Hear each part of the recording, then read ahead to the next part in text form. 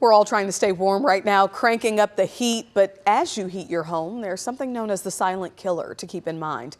Natalie Haddad reports on the dangers of carbon monoxide. And of course, this is something that you want to be aware of. It is odorless, it is colorless, and if you have some challenges with your heat, it can really cause problems. Here's some more details there.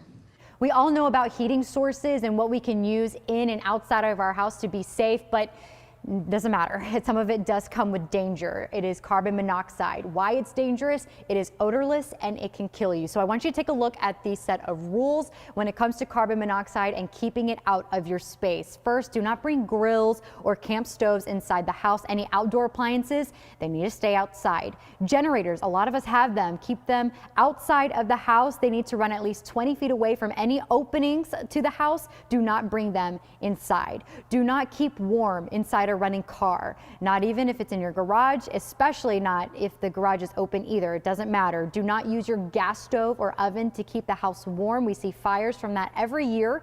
And do not use gas fireplaces that are not properly ventilated or maintained. Of course, you also want to make sure to check your carbon monoxide and smoke alarms. Today is the day to do that. Now, these are some symptoms you may feel if you are exposed to carbon monoxide. You may have a headache. You may feel lethargic. Many people also report feeling flu-like symptoms. Now, if you think for even a moment you may have been exposed to carbon monoxide, the safest thing you can do is call 911 and have an agency come and make sure that there is no carbon monoxide in your space, because if you are exposed, even a little bit is very dangerous to you.